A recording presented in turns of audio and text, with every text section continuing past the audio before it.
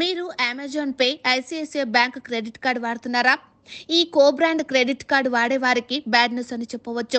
Credit card benefits లో కోత పెట్టింది, కొత్త రూల్స్ తీసుకొచ్చింది. సాధారణంగా క్రెడిట్ కార్డుతో చేసే పలు రకాల లావాదేవీలపై క్యాష్ బ్యాక్, రివార్డు పాయింట్లు సహా డిస్కౌంట్లను కూడా ఐసిఐసిఐ బ్యాంక్ అందిస్తూ వస్తుంది. ఇన్ని రోజులుగా రెంట్ పేమెంట్లపై కూడా 1% రివార్డు పాయింట్లు ఇస్తూ వచ్చింది. ఇక మీదట ఈ రివార్డు పాయింట్లు ఉండవని తెలిపింది బ్యాంక్. ఈ నిర్ణయం జూన్ 18 నుంచి అమల్లోకి వస్తుందని స్పష్టం చేసింది.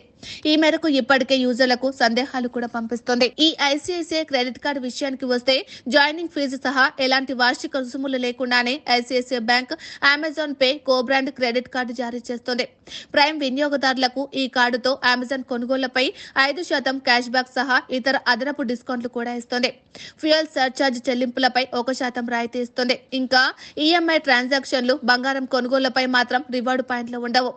అంతకు ముందు కూడా ఇతర బ్యాంకుల మాదిరిగానే ఐసిఐసిఐ బ్యాంక్ సేవింగ్స్ ఖాతాలపై ఛార్జీలు సవరించింది.